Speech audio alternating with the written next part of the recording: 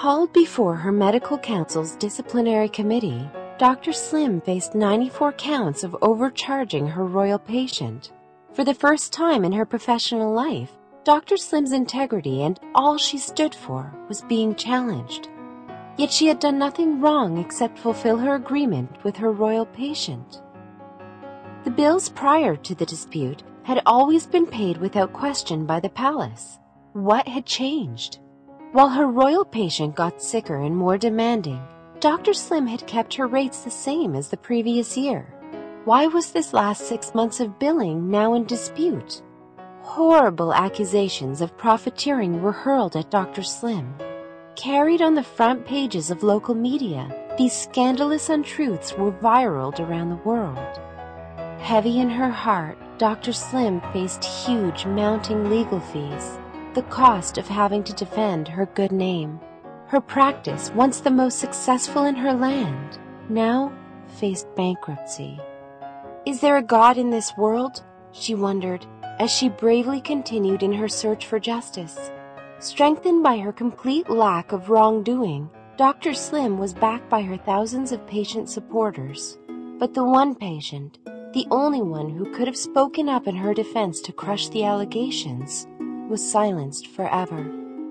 Of course, something had changed. Her royal patient had died. Suddenly, Dr. Slim's only alibi who could have vouched to the terms of the agreement and who had always paid all her bills over the last 6 years was now gone. It all started in 1990 when a young female surgeon made history by successfully performing her continent's first liver transplant. This landmark surgery propelled Dr. Slim to new heights.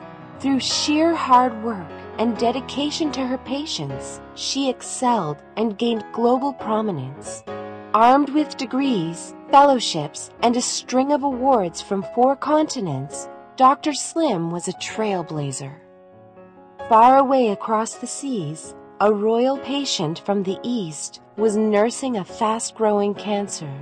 She required urgent surgical attention, but had rejected many doctors over the years. Thus, a royal net was cast far and wide in search of a surgeon who could satisfy the royals' demands. She was, after all, the sister of the Queen of the East. The royal radar panned the universe, and as fate would have it, zoomed in on the young and rising Dr. Slim. Out of a hand-picked selection of surgeons, the Queen chose Dr. Slim for her ailing sister. Dr. Slim worked diligently and dedicated much of her time and effort in coping with her royal's unusual demands.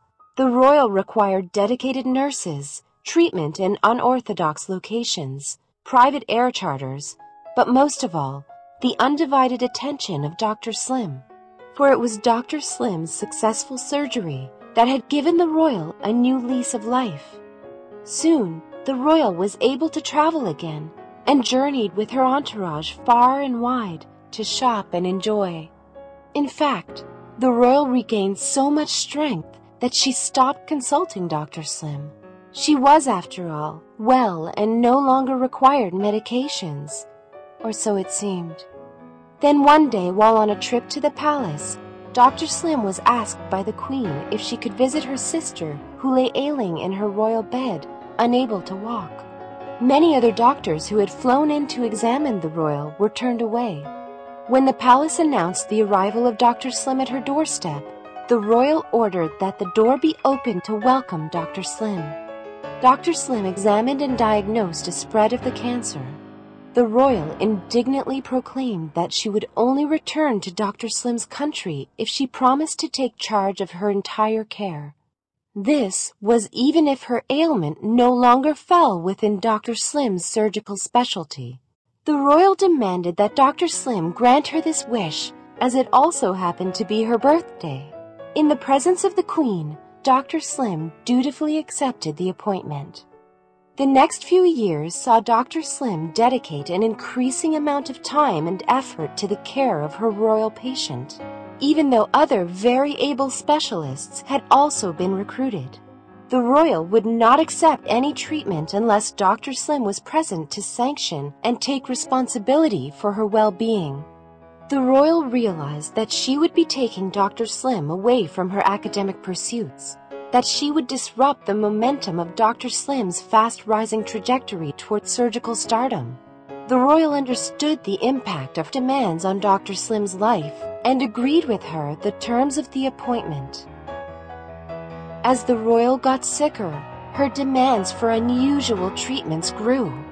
Due to the royal's phobia for hospitals, she often demanded to be treated in hotel suites. She was scared of bright lights and insisted that some procedures be conducted by candlelight. Dr. Slim found herself consumed in carefully navigating these royal demands. Over the years, the royal was satisfied with the services she received and always remunerated Dr. Slim accordingly. Then one day, Dr. Slim herself became a patient. She had seriously injured her left eye during a fall, and the retina in her eye was fast detaching. Her colleagues hurriedly wheeled her into the operating room and pried open Dr. Slim's eye in order to reattach her retina. Following the surgery, Dr. Slim was under strict instructions to lie face down in her hospital bed 24/7. She was instructed to maintain this prone position strictly for many weeks until the gas bubble in her eye, which held up her retina, had resolved. But just 3 days following the dramatic eye surgery, across the seas, the royal too became urgently breathless, and she demanded only Dr. Slim's attention. Dr. Slim, from her hospital bed, peering out of one eye and in some considerable discomfort, was summoned. She was required to provide a medical team to fly the royal back for treatment. But upon arrival, the royal, breathless as she was, refused treatment. Surrounded by a team of specialists whom Dr. Slim had mobilized, the royal refused admission to hospital unless Dr. Slim was present to attend to her, no matter what. Dr. Slim rose to her responsibility, left her hospital bed, and journeyed face down. Walking slowly with head bowed low, eye patch over the left eye, supported by her 2 nurses, she made her way to the royal's hotel suite. There it was. 2 patients, one blinded, the other breathless, in face-off. It was obvious to the royal that Dr. Slim was truly unwell, yet she could not go through her own treatment without the presence of the injured Dr. Slim by her side. Reminded of her birthday promise, Dr. Slim obliged and took charge to supervise her royal's care, risking her own eyesight. 2 weeks later, the royal was once again fit to travel, and while waving goodbye to Dr. Slim, remarked that she, the royal, had recovered first. Into the final year of her life, some 6 years later, the royal became terminally unwell. Dr. Slim and her team worked tirelessly around the clock over 6 months, harder than ever before, to give dignity and quality to the royal during the last days of her life. Never mind the unreasonableness of her royal's demands, Dr. Slim took it all in her stride, even paying first for the royal's miscellaneous sundry expenses. Dr. Slim never doubted that she would be reimbursed in the usual way, as it had always been through the years. Then, in that fateful last year, the royal made another birthday wish, a final one. This time, she wished to be transported back home to be with her mother, the Queen Mother. Dr. Slim worked conscientiously through the days and nights and over 13 consecutive weekends to prepare her royal for the flight. Dr. Slim was determined to fulfill this last birthday wish, even to the extent of paying for the private aircraft that was ordered by the palace to transport the royal patient and her entourage back home. Though that was not to be the end of Dr. Slim's assignment, for the Queen had ordered that Dr. Slim remain in her kingdom for a further 33 days, till after the birthday celebrations of His Majesty the King. Obediently, Dr. Slim provided a team of doctors and nurses to be in daily attendance, with herself dedicating her weekends to be by the royal's bedside, 12 hours at a stretch, and on call to respond to any emergency. Comforted by the presence of Dr. Slim and her nurses, the royal patient finally closed her eyes forever. It was a very sad moment, though Dr. Slim took comfort that she had fulfilled her obligations to her royal. Weary from the 6 months of providing intensive medical care and overwhelmed by the mounting backlog of research commitments, patients, and family obligations, Dr. Slim returned home to resume her normal life, or so she thought. One of Dr. Slim's immediate tasks was to consolidate the 6 months of outstanding debt incurred by the royal. Still heavy in her heart, Dr. Slim added a generous discount in recognition of her long-standing royal relationship and the end of her royal's life. Dr. Slim then wrote a final letter to the royal's authorities requesting settlement of the outstanding sum of money, which also included the cost of the private aircraft, third-party doctor's charges, and sundries. But unknowing to Dr. Slim, trouble was brewing across the seas. Incredulously, her royal patient's outstanding bills were now disputed. What had always been an agreement honored on both sides between her royal patient and her practice over 6 years was now the subject of dispute. The matter of her deceased royal's outstanding bills was being escalated between government officials of 2 countries. For the first time, and only after the royal's death, Dr. Slim was accused of being a profiteer. A 6-year royal engagement was conveniently forgotten. Suddenly, no one wanted to know about the intensive and dedicated services provided, those unusual demands on Dr. Slim's practice and her life. Hauled before the disciplinary committee, she faced unfair prosecution, which discredited her good name.